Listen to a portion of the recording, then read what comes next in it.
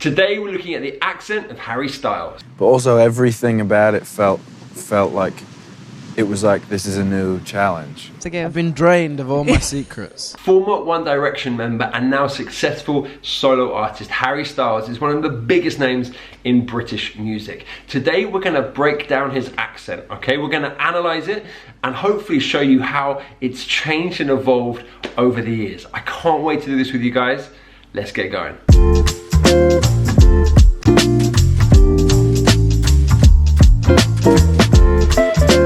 For this video, I've taken 3 interviews with Harry Styles that come from different periods of his life, and we're going to contrast those interviews. The first interview is from 2013, so I think that was when he was about 18 or 19. The second interview is from 2016, so a little bit older, and the last one is 2019, so it's the most recent. Now let's start off by talking about where Harry is from. He grew up in a place called Holmes Chapel, which is a village in Cheshire. Cheshire is an area of northwest England. The village is about 20 miles south of Manchester. So with all that information, we can start to expect features of a northern accent and influences from Manchester down to his area of Cheshire. What I'm looking forward to doing is to comparing and contrasting his accent from when he was young to his accent now and see if there have been influences that have changed it in any way. Let's get going with the first interview. Hello. Harry, welcome to Virgin. Thank you very much for having me. Right, straight away, we've got 2 features that I think are of interest to us. The way he says much, that to me is a quintessential aspect of Northern English pronunciation and Cheshire as well.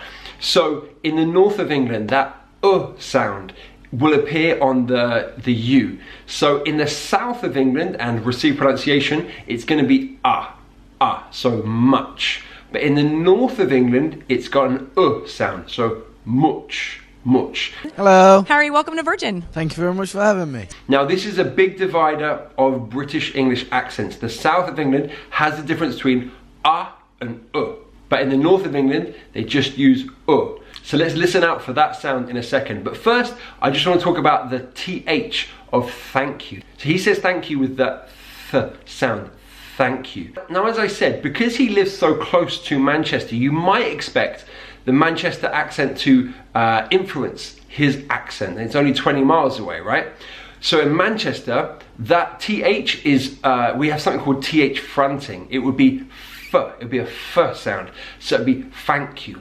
Thank you. But in his accent, he's using the RP sound of th. So it's thank you, not thank you. So that's interesting. So we've got one shared sound with the Manchester accent, that sound, but with the TH, it's th, not f. Interesting. Okay, let's find some more examples of that sound. Yeah, I think, for us, we're just kind of 5 normal teenage lads who have been having a lot of fun, working very hard, and it seems to have kind of blown up, so we're very lucky boys. Okay, so again we've got that TH th sound on think, and then lots of examples of the So us, we've got fun, up, and lucky, right? Yeah, I think, for us, we're just kind of 5 normal teenage lads who have been having a lot of fun, working very hard, and it seems to have kind of blown up, so we're very lucky boys. So that sound is really distinctive in his accent and of course in other Northern English accents. Let's get a few more examples. The fans have been absolutely amazing. I think we definitely have the best fans in the world. They put in so much work and so much time and stuff for us. They're the ones who kind of wait up and stay out in the cold and stuff. Here's the other sound that divides the north of England from the south of England in terms of accents, and that sound. And then we might have like a performance, and then at night we'll fly. So the last 6 days we've had a flight every night. So on last, as I would say in my accent, he says last. And that sound there, that is very typical of Cheshire and Manchester and other Northern English accents. So you're going to find that sound on words like afternoon and ask, words like that. So yeah, very typical in a Northern English accent and in this Cheshire accent too. Alright, so now we move on to the T sound. Now those of you that watched many of my videos before will know that I'm obsessed with the T sound because it's a great indicator of where someone is from. So with Harry Styles, he is using a glottal T. So he's not really saying them particularly. There's a couple of examples here. I think it's important that you keep like changing up your goals and stuff. Here we've got important, right? Important. So it's a T that's in the middle position of a word. So important. I think it's important that you keep like changing up your goals and stuff. But yeah, I try and get on Twitter a lot. I use Twitter a lot more than I do Facebook. And Twitter, right? He's saying Twitter. He's not saying Twitter. He's saying Twitter, which is a feature of many accents in Britain and a part of his particular pronunciation as well. All right, let's move on a few years to 2016. See if his accent has changed in any way. You know, if you're a painter and you draw something and paint something, you put it out, and you know, there's obviously the possibility that everyone goes, well, this is what are you thinking? Okay, so we've still got that glottal T sound with painter and then possibility, right? So he's dropping those T's. So that sound has been consistent from when he was young to this period. You know, if you're a painter and you draw something and paint something, you put it out, and you know, there's obviously the possibility that everyone goes, well, this is what are you thinking?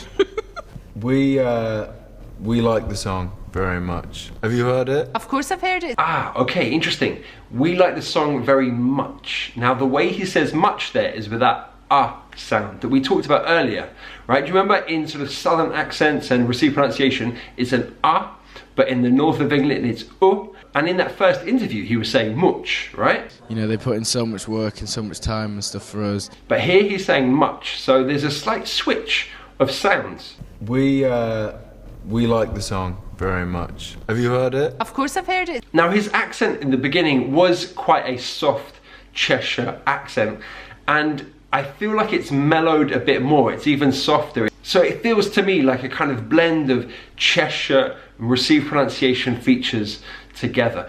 Let's see how it continues to evolve in this interview from 2019. We're all just like sitting, staring at the paper and like passing around the paper, and we're like, let me see it again, let me see it again. Okay, there's our first feature, passing. Now, do you remember from the first interview, he used that same sound, that sound. In Cheshire and other northern accents, it's the right? So passing or afternoon, as we talked about earlier. In received pronunciation, it would be it would be passing. So he has some consistency there. He's sticking with his Cheshire roots on that word, and in this word as well. I wish I'd just asked one more time if they were okay. Now, what's interesting to me is the influences that he has from his situation. He is clearly in America. I think he's in California in this interview, and he spends a lot of time in America and on the road. And so there have been lots of influences on his accent, and there are definitely American twangs in this interview. Let's listen out for them. That's still, without a doubt, a life-changing moment for every artist I've ever spoken to. Yeah, because it only happens one time, too. It only happens one time. Right, can you hear the American there? So only, and then time. Yeah, because it only happens one time, too. Just a slight variation in those vowel sounds that sound more American, and that will probably be because he's in America, he spent a lot of time on the road around America, so yeah, he's going to pick up features of other people's accents, and perhaps the people that he's hanging around with, the band or the other songwriters and producers, maybe they're American, so he's picking up those kind of sounds. It's not the only example of an American accent in this interview. Yeah, because it only happens one time, too. And we were staying at my stepdad's house. It's just really subtle there, but my stepdad. So in some parts of the north of England, you would have me dad, right? Me stepdad. In RP, it's my. In Cockney, it's me stepdad, right? But here, it's ma, which definitely has tinges of an American accent to it. So it's very subtle, but this interview is kind of, has lots of different accents. You can hear his original Cheshire accent, you can hear American influences, I can also hear Irish, I think. Have a listen, see if you agree with me. I mean, that was kind of thing like, oh my God, that's so crazy. Like, we're in Sweden. How, you know? We're in Sweden, how? Now, to me, that sounds quite Irish. I'm no expert in Irish English. I'm sure if there's someone watching who knows much more about Irish English accents, they could tell me in the comments below. But to me, to my ears, that sounds like Irish inflection. I don't know where that's come from, whether that's a kind of mix of his northern British English and American, and it's kind of got confused and it's become Irish. Don't know. Maybe it's just in this interview, not sure. But yeah, there are hints of Irish. Yeah. I mean, that was kind of thing like, oh my God, that's so crazy. Like, we're in Sweden. How, you know? Since I left home, I've never really had the place that feels like, oh, that's my home. I'd say my house in London is the most homely that I feel anywhere. Home. She says home in this interview. So can you see a slight vowel change there? Very subtle, and probably explicable by his surroundings and his influences, as I said, but there's differences, right? Since I left home, I've never really had the place that feels like, oh, that's my home. I also found it interesting that he said about it. So there is what we call a flap T. That's an American sounding T. To me, it sounds like a D sound. So you might say like water, right? Water. In British English, we say water or water. But in American English, it's that D sound, and he kind of uses it here, about it. But also everything about it felt like it was like, this is a new challenge. Kind of linking the two words with the D sound. Interesting. I mean, that's really common.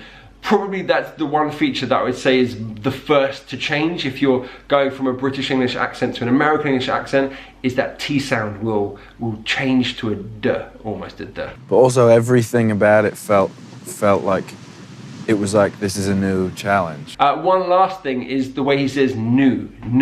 Now, that is an American English way to say new, but it's also used in British English as well. Some accents, certainly in the north of England as well. So that could be something that he's always done, or it could be a new feature, or a new feature if you prefer. So that's Harry Styles' accent in 3 different interviews. You can see the evolution going from a young boy with a soft but very present Cheshire accent, and then features of other accents coming in, but he still hasn't lost his original accent, which I think is great. It's a really nice accent to listen to. I had to watch many Harry Styles interviews to find good clips, and I really enjoyed listening to his accent. He speaks really nicely. He also seems like a very nice chap. Anyway guys, thank you so much for watching. If you've enjoyed this, please give it a like and share it with anyone you know that loves learning English or that loves Harry Styles. And of course, leave a comment below with any other suggestions for famous British people. Alright guys, thank you so much for watching. This is Tom, the Chief Dreamer, saying goodbye.